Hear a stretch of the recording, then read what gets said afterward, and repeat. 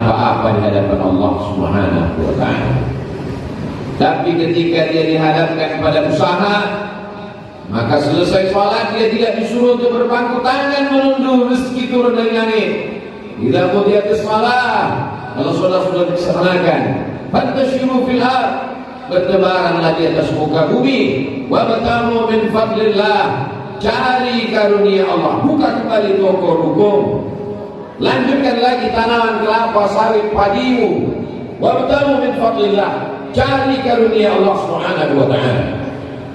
Islam agama yang tidak mengajarkan orang ibadah itu hanya zikir, baca Quran, salat sunat, puasa, haji dan umrah. Pedagang yang dengan amanah jujur menjaga barang dagangannya, ya kalau mati sama dengan satu tempat dengan para nabi, siddiqin, syuhada, wassalihin. At-tajir pedagang, as-saduq yang jujur, al-amin amanah, ma'an nabiyyin. Kalau dia mati dia akan bersama dengan para nabi, was-siddiqin, dia akan bersama dengan orang yang benar, wasyuhada, dia akan bersama dengan orang mati syahid, wassalihin, dia akan bersama dengan orang-orang yang saleh. Siapa yang bisa membangun masjid yang megah, yang mewah, orang yang kaya, yang mencari rezeki karunia Allah. Man bana masjidan, siapa yang bangun masjid, banallahu mithlahu baitan fil jannah, dibangunkan Allah untuknya satu tempat di surga. Siapa orang yang paling dekat dengan Rasulullah sallallahu alaihi wasallam? Ana wa kafilul yatim, aku dan orang yang menyantuni anak yatim, kahataini fil jannah, seperti ini di surga. Nabi menunjukkan jari telunjuk dan jari tengah. Wa farraja bainahuma, Nabi jarangkan antara jari telunjuk yang dari tengah. Begitulah dekatnya dengan Rasulullah sallallahu alaihi wasallam. Siapa orang yang mendapatkan amal jariah yang tak putus dengan kematian, rajin sholat tahajud, putus, rajin membaca yasin, putus, rajin berzikir, putus, tapi ada yang tidak putus dengan kematian. Itulah dia amal orang-orang yang semangat mencari rezeki, karena dalam mencari rezeki dia akan gunakan untuk shadaqatun jariyah, shadaqah jariyah, mengalir walaupun hayat tak lagi dikandung badan, walaupun ruh sudah keluar dari jasad, tapi tetap mengalir sampai menghadap Allah Subhanahu wa ta'ala. Siapa yang mewakafkan tanah pembangunan masjid ini, siapa yang ikut membangun masjid ini tanpa kita sebutkan namanya almarhum almarhumah binti fulan, pahala tetap mengalir. Begitulah hebatnya amal harta. Maka kalau ada orang mengatakan umat Islam jangan terlalu bersemangat mencari harta, harta hanya dunia, harta melalaikan, ini adalah ajaran Belanda. Supaya umat Islam miskin, susah, melarat, kalian urus sholawatmu, urus saja zikirmu, tanahmu kami yang menanam dengan tembakau, karet dan sawit. Mereka menjajah negeri ini beratus tahun. Umat Islam diperbudak, dibiarkan miskin. Kada al-faqru ayyakuna kufran, hampir saja kefakiran membuat orang menjadi kafir. Orang yang fakir akan menjual akidahnya hanya karena bekas mie instan, modal usaha, berubah keyakinannya.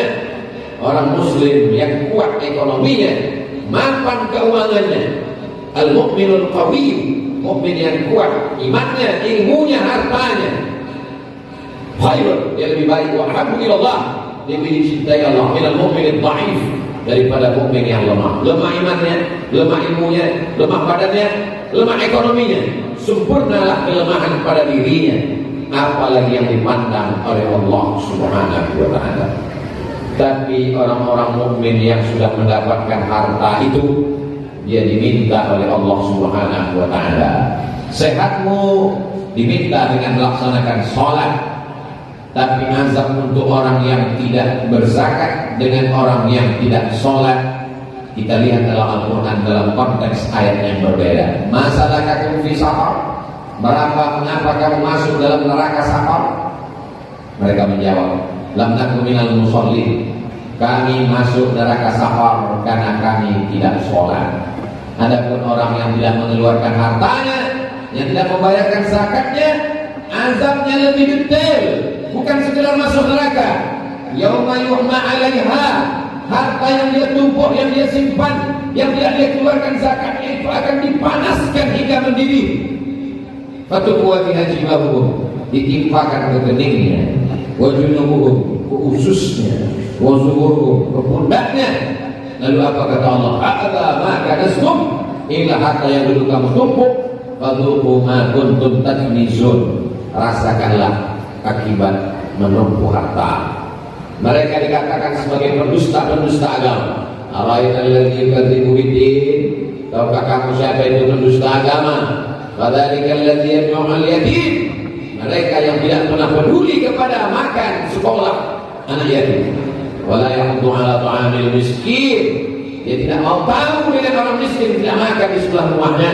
Tahajudnya khusyuk, salatnya tidak tinggal, tapi kalau dia biarkan tetangganya sebelah tidak makan, kata Allah, kata Nabi, laisa bil mu'min, dia tidak diakui sebagai orang mukmin. Jadi syab'anan, dia bisa tidur lelap dalam keadaan perut kenyang, wajaruhu ila jambihi jai'un, sementara tetangganya kelaparan. Kenapa orang yang tidak berzakat itu azabnya lebih dahsyat? Karena kalau orang tidak sholat, itu hanya hubungan dia dengan Allah. Tapi orang yang tidak berzakat, hubungan dengan Allah dan hubungan kepada sesama manusia. Berapa fakir miskin yang tidak makan, dia ikut menanggung dosa. Berapa anak yatim yang tidak sekolah, dia ikut terkena. Berapa masjid yang tidak selesai, berapa jihad dilemahkan, berapa mu'alaf yang tidak bergerak mau masuk Islam.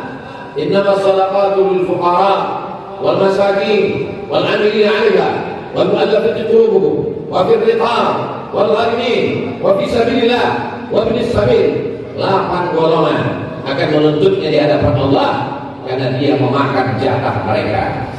Ada orang wassalatu wassalamu ala Rasulillah sayyidina wa maulana Muhammad ibn Abdullah wa ala alihi wa sahbihi wa man tabi'ahu wa mawala. Asyhadu an la ilaha illallah wahdahu la syarika lah wa asyhadu anna sayyidana Muhammadan 'abduhu wa rasuluhu la nabiyya ba'dahu. Allahumma salli ala sayyidina Muhammadin an-nabiyil ummi wa ala alihi wa sahbihi wa barik wa sallim. Qala Allah ta'ala fil Qur'anil 'azim wa huwa asdaqul qailin. A'udzu billahi minasy syaithanir rajim. Ya ayyuhalladzina amanu taqullaha haqqa tuqatih wa la tamutunna illa wa antum muslimun. Wa qala ta'ala fi ayatin ukhra, ya ayyuhalladzina amanu taqullaha wa qulu qawlan sadida yuslih lakum a'malakum wa yaghfir lakum dhunubakum wa man yuti'illaha wa rasulahu faqad faza fawzan 'azima. Ibadallah, usikum wa nafsi bi taqwallahi wa ta'atihi faqad faza al-muttaqun. Hadirin jemaah Jumat yang dimuliakan Allah Subhanahu wa taala.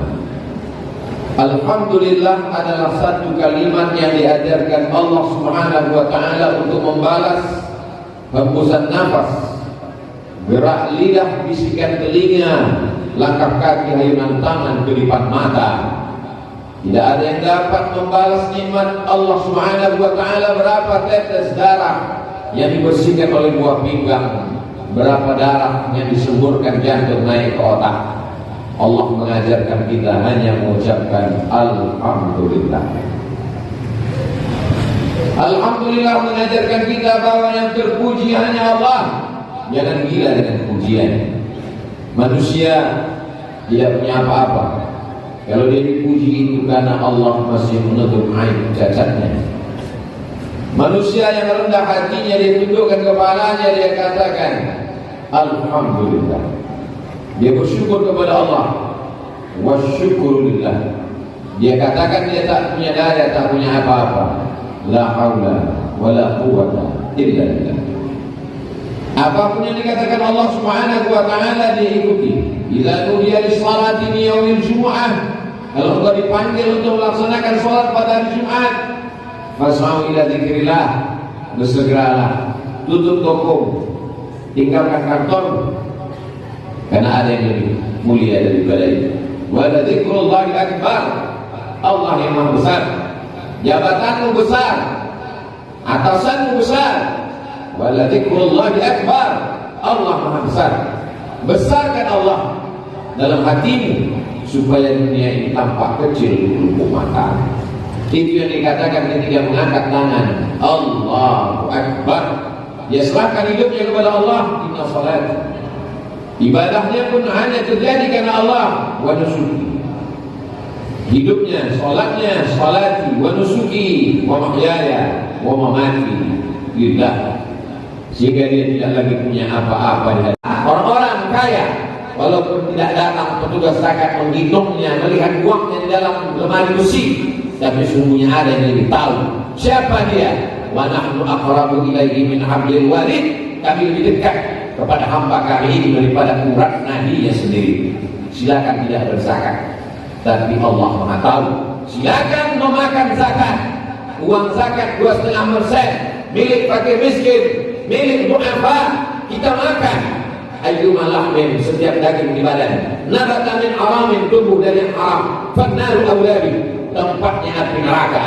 Tiap hari kita berdoa, waqina adzabannar, Allahumma ajirna minan nar. Tapi ternyata bagian dari daging badan kita itu memang mesti dibakar oleh neraka. Kenapa? Karena kita memakan zakat. Kita tidak bekerja di kantor zakat, tapi kita memakan zakat. Mengapa kita makan zakat?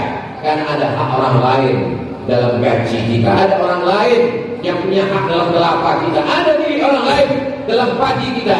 Maka kita keluarkan supaya kita selamat. Zakat mensucikan harta. Khudh, apa kata Allah kepada Nabi Muhammad SAW? Khudh min amwalihim, ambil harta mereka ya Muhammad SAW. Tutahhiruhum, untuk mensucikan. Wa tuzakkihim, membersihkan mereka. Tidak ada jalan lain kecuali berzakat, meminta ampunan Allah Subhanahu wa taala. Lalu kemudian orang-orang yang tidak berzakat itu berdoa siang pagi petang dan malam, Allahumma hdina fiman hadait, berikan kami hidayah, ihdinas siratal mustaqim, tunjukkan kami jalan yang lurus. Tapi ternyata doa tidak dikabulkan. Mengapa doanya tidak dikabulkan? Mat'amuhu haram, makanannya haram, padahal dia makan nasi, padahal dia minum air putih halal. Bukan materinya, bukan bendanya. Dia beli dengan uang zakat. Dia sudah makan haram, anak-anaknya dikasih makan haram, istrinya makan haram, makan uang zakat yang tidak dia tunaikan, yang tidak dia keluarkan. Wa fi amwalihim haqqun ma'lum, di dalam harta ada milik orang lain. Lis-sa'ili, yang meminta-minta, wal mahrum, ada mereka yang tidak meminta karena menjaga harkat martabat kehormatannya di hadapan Allah. Dia tidak ingin nanti saat di pada masa menghadap Allah dalam keadaan daging-daging wajahnya rontok berjatuhan. Mereka tidak ingin menghilangkan harkat martabat diri mereka. Maka kita jaga mereka dengan membayar zakat. Kalau zaman Nabi SAW, petugas zakat datang ke Yaman, memeriksa, menghitung, membagi, distribusi, membayarkan. Hari ini tidak ada orang yang datang mengetuk pintu kita, menghitung uang di gaji kita, menghitung berapa berat tonase, sawit, kelapa, karet, getah, ikan. Tapi semua kita sadari bahwa kita semua akan mati menghadap Allah Subhanahu wa taala. Maka tafa'aita, uang hasil pencarian yang kau makan busuk, wa ma labista fa'ablaita, yang kau pakai belikan pakaian, kendaraan, rumah, lapuk, wa ma tasaddaqta fa'amlaita, yang kau bayarkan dalam bentuk zakat, wakaf, infak, sedekah, itu yang akan kekal abadi. Barakallahu wa lakum fil Qur'anil azim. Karena dia memakan jatah mereka. Ada orang-orang yang ketika diminta kakinya untuk melangkah ke masjid, sebelum azan dia sudah sampai. Ada orang yang ketika diminta untuk sampai ke Baitullah, setahun 2 kali dia haji dan umrah. Ada orang yang ketika diminta telinganya mendengarkan tausiah, sabar mendengarkan khutbah. Tapi ketika diminta hartanya tidak banyak, 2,5% dari 85 gram yang dititipkan Allah, padahal itu bukan punya dia, itu pemberian Allah. Dia tidak punya apa-apa, pinjaman dari Allah.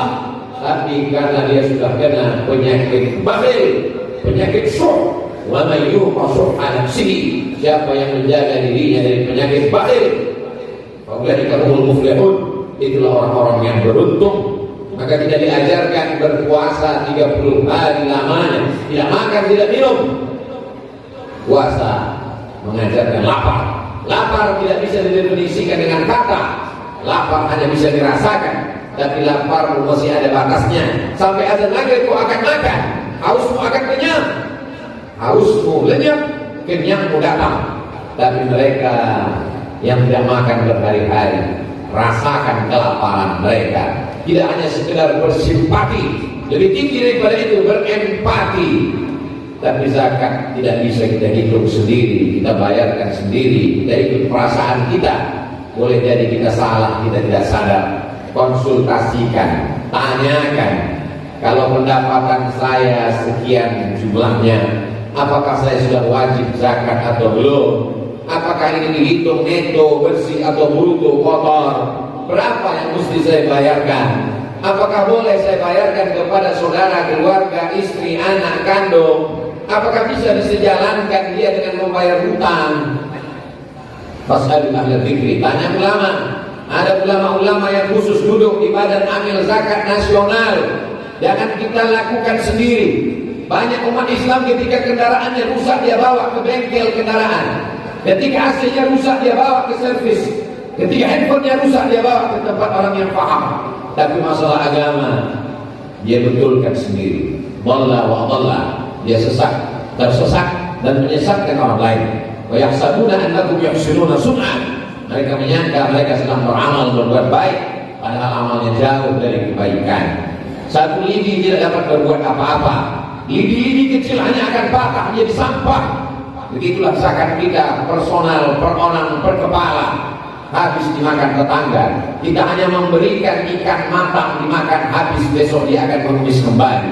Tapi kalau kita serahkan ke lembaga yang diakui oleh agama dan negara, ati Allah Ta'ala kepada Allah, wa ati Rasul Ta'ala kepada Rasulullah SAW, wa ulil amri, pemimpin umat Islam bersepakat, maka dibentuklah untuk khusus menangani badan amil zakat nasional. Orang-orang yang dipilih melalui fit and proper test, dilihat akhlaknya, agamanya, ibadahnya, ada diawasi, maka kita bayarkan ke lembaga yang resmi, baik itu